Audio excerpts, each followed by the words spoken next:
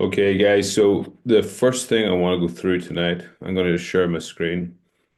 So this is something that's came up quite a bit over the last few check-ins, is how to navigate social events. So there's been quite a few people that have had birthday parties, and I suppose with everyone, Valentine's Day was on Friday night.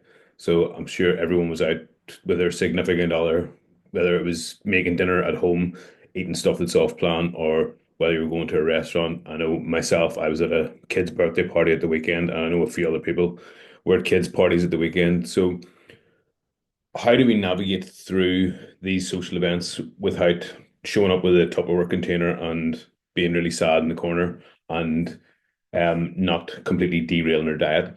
So one thing that I do, and this is what I did actually on Saturday whenever I was at an event, I had like a healthy breakfast before I left. So I had egg whites, egg yolks, and some toast. And like the egg whites were quite filling and really low calories, high protein, low calorie concentration. So that way I had that before I left, which meant that my protein levels were quite high and I wasn't going to be like going there with like a lot of times people think if I just like don't eat anything before I go, then that way I've got like the calories in the bank. But it actually has an adverse effect where you're showing up to these events and you're absolutely starving. And like then once you start eating this like highly satiating food, like it's high in fats, high in carbohydrates, high in flavor, like you just don't want to stop. So planning ahead, eating something filling and healthy before you go, and then when you're there, trying to minimize the amount of stuff that you're eating that's off plan. You can still go and enjoy yourself, but being mindful and then the other part of that is drinking alcohol as well. Like we've discussed this before. When you're drinking alcohol, it's not just the empty calories in the alcohol, but depending on what you're drinking, like if you're drinking spirits with mixers, it's also the amount of calories that are in the mixers. It's going to be high sugar, high carbohydrates. This is all also going to lead to you possibly going over your calories for the day. But when we're drinking, we usually tend to make poor food choices. So I'm sure everyone's had this situation where maybe you've been over at a friend's place, or maybe you've been hosting something yourself and you've organized plates of nibbles, and it's like cheese and crackers, Pringles, chips, dips, nuts, all these kind of things. And you're just kind of walking around having drinks, grazing at stuff, just like putting handfuls of stuff in your mouth, not because you're hungry, not because you want it, but because it's there and you spend all night eating these kinds of things. And then by the time you go home for the evening and you're on your way home, you realize that you haven't really had any sustainable amounts of food and you're hungry because you've had a few drinks and you stop in the chip shop, you stop in the Chinese, you stop, get a burger, get a kebab, whatever it is on the way home. So all the grazing that you did over the course of the night probably was a few hundred calories, plus the few hundred calories of your drinks, plus another few hundred calories. That's probably being like polite as well. A few hundred calories, you could be eating like maybe 1,000 calories and drinking 1,000 calories. Like a pint of beer is around 280 calories. So I'm sure people can go out and drink 10 pints. So there's 2,800 calories. That's a day of eating for a fully grown meal. So when you start combining that with poor food choices on top of that, you can go out and completely blow your diet off in one night. Like you could eat in a 500 calorie deficit Monday to Friday. So you're 2,500 calories under your maintenance levels, which is going to make you lose a decent amount of fat over the course of the week. And then you can go out on Saturday night and have a lot of alcohol and make poor food choices, consume your 2,500 calories for that day, plus an additional 2,500 calories.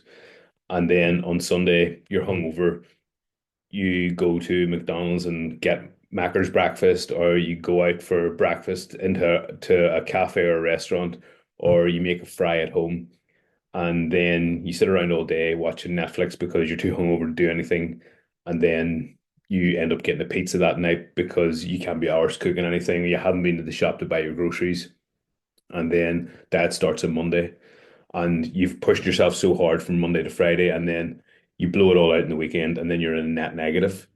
So strategize for these events. So what I tell people to do is if like something like a birthday party, isn't something that usually comes up last minute. It's something that you know in advance that you're going to.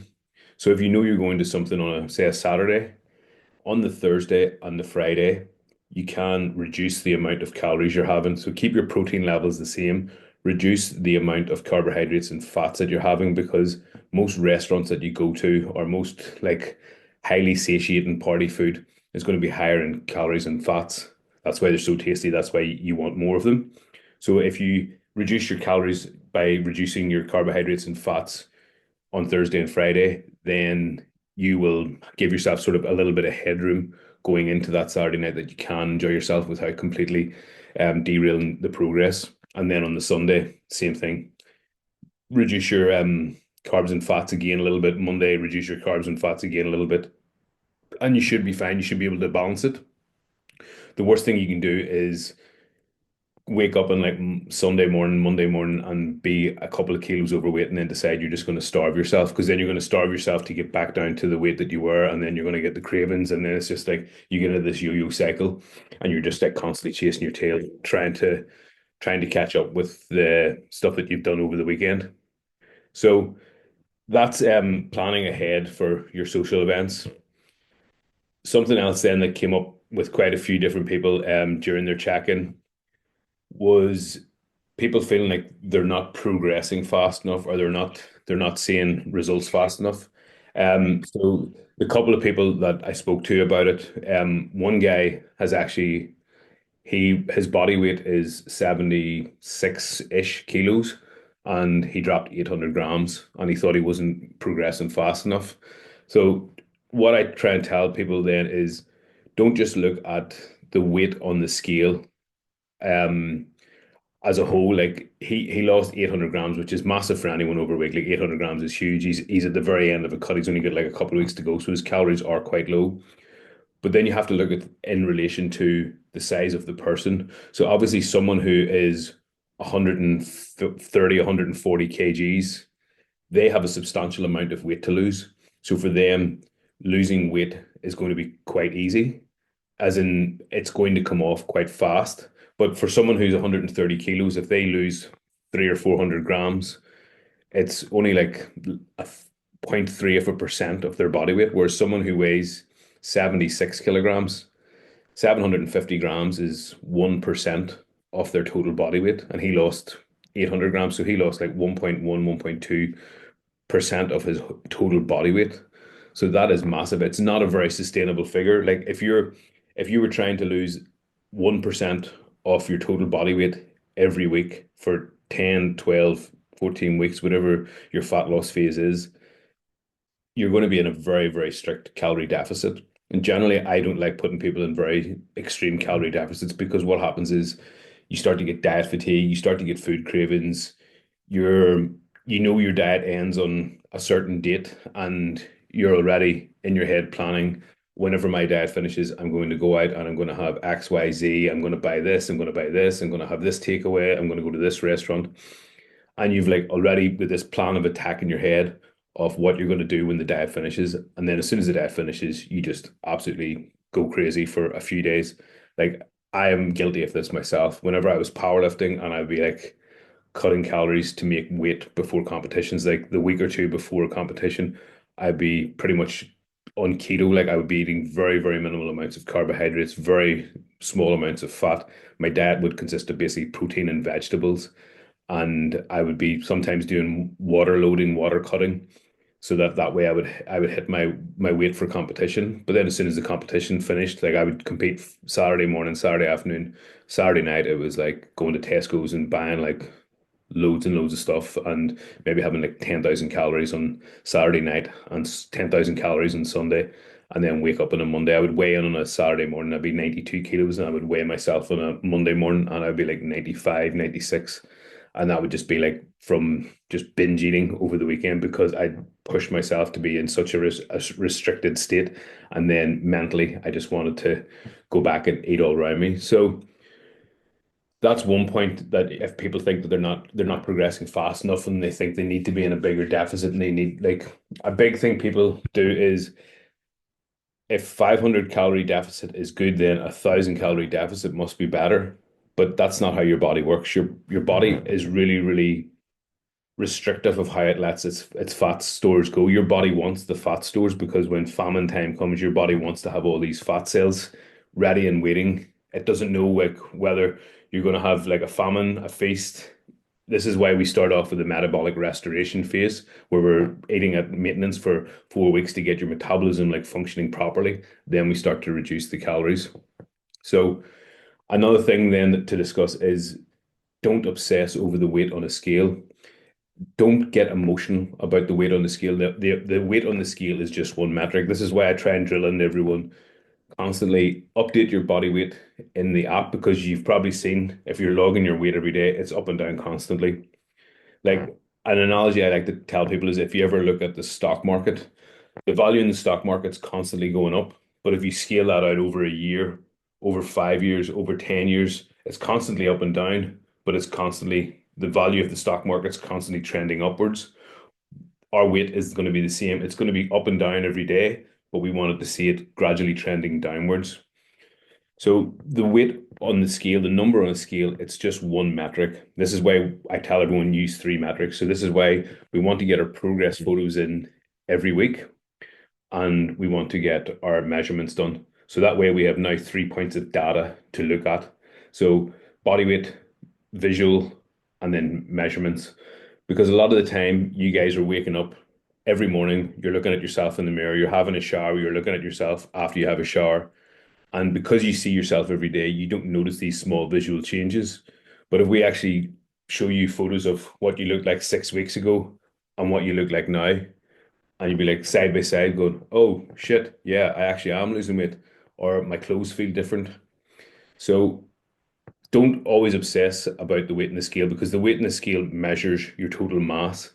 It doesn't measure how much of that mass is body fat, muscle, bone, fluid. So depending on like this is something we discussed last week with a lot of people traveling with their kids being on midterm break, spending a lot of time traveling, sleeping in different beds, eating different foods that are off plan. Your body's the amount of water in your body's going to fluctuate massively over with those variables. So now that you're back and you're back on track, it will take a while for your body to catch up. So probably by the end of this week, you're going to see a real representation of what your weight is.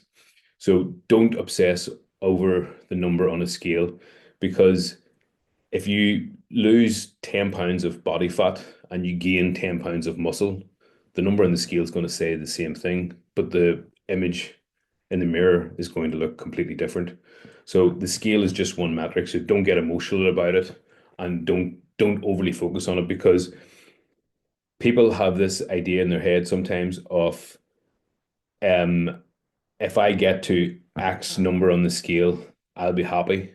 But if you get to that number on the scale and you don't like what's looking back in the mirror, are you really happy? Or if you like what's looking back in the mirror and you look at the scale and it isn't the number that you visualized, are you going to be like, well, I like how I look, but I want it to say this number? No.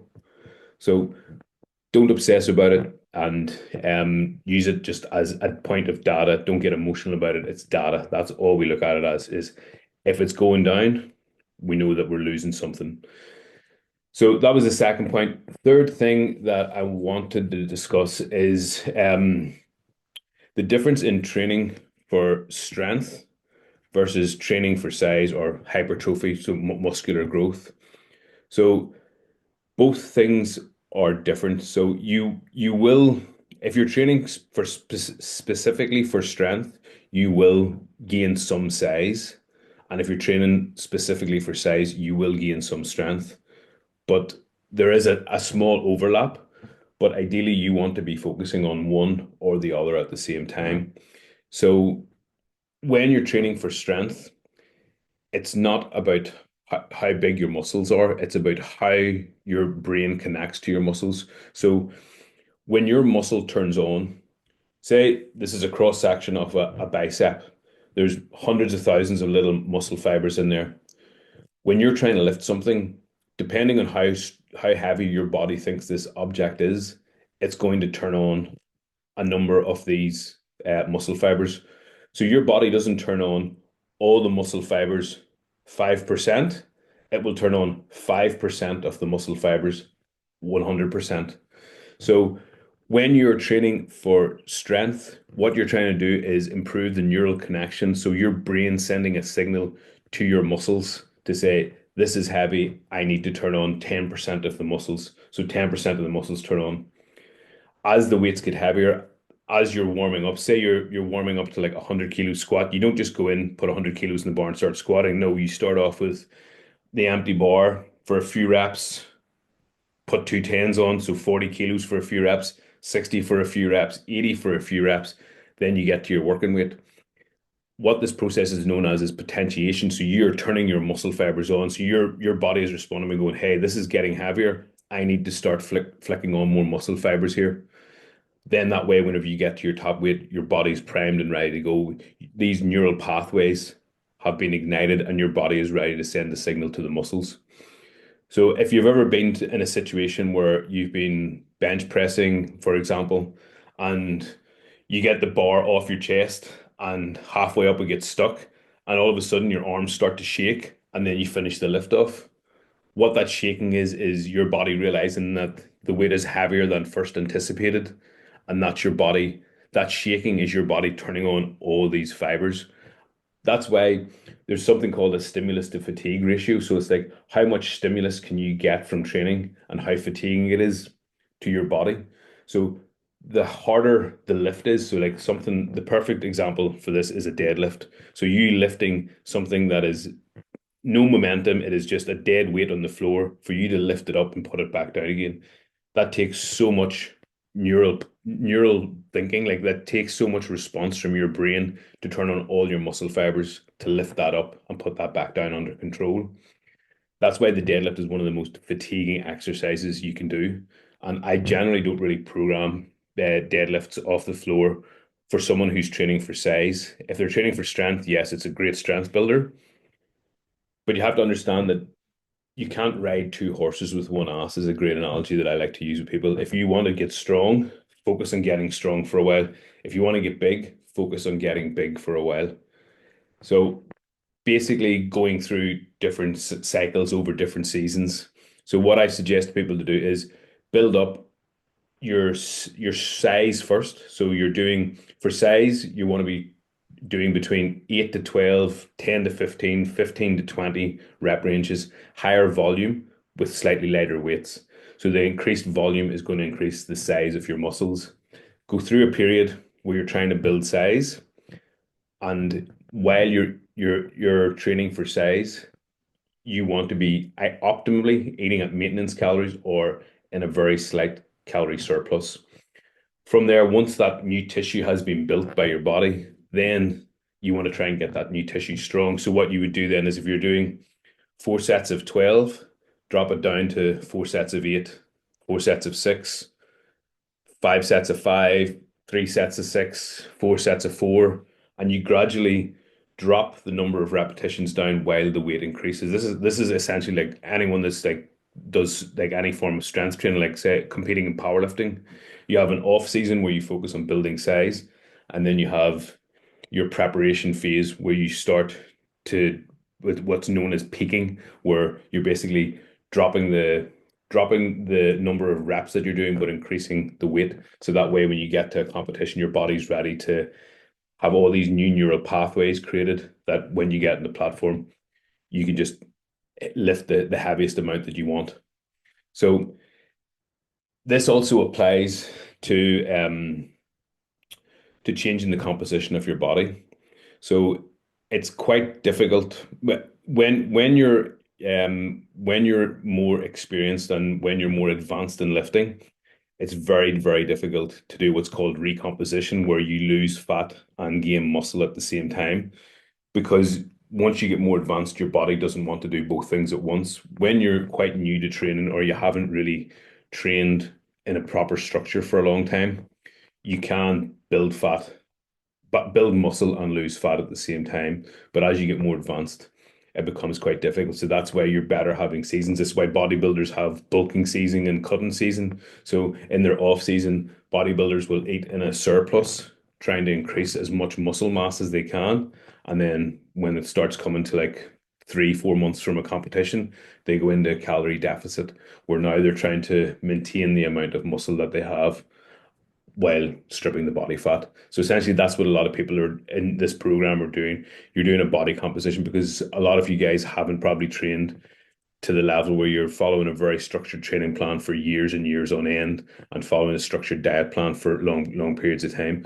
So what we're doing is we're trying to use the weight training that you're doing in the gym to increase your muscle size and then using your nutrition to manipulate the ratio of body fat to muscle. So that way you're stripping off the body fat and to see the muscle underneath. So that's why I tell people this all the time. What we want to see is the number on the bar going up and the number on the scale coming down. So we're getting stronger, building more muscle while also getting leaner and dropping our body fat at the same time.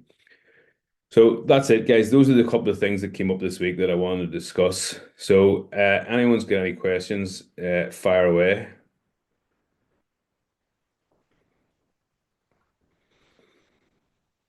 No, right. Good stuff, guys. Well, look, thanks for tuning in, guys. And same thing again next week. So Tuesday at 8 p.m. And then also anyone, there's a couple of people have been talking to me about the challenge and feeling like they're not going to be able to compete with people because they're not big on social media. So the social media is only like one small part of it. So like if everyone's getting their daily steps and getting their daily workouts in and getting their check-ins done before 10 o'clock. There's lots of points there. And then also big one is going to be the referrals. So anyone that sends me a referral, it's 200 for the first one, 400 for the second, 600 for the third, etc. So you could literally have done nothing for these first 18 days, guys, and you could do a couple of check-ins, send a couple of referrals, and you could just shoot all the way up to the top of the leaderboard. So all is not lost, guys. So stay diligent with it. And anyone needs anything, any questions, you all know where to reach me, guys. Thanks very much.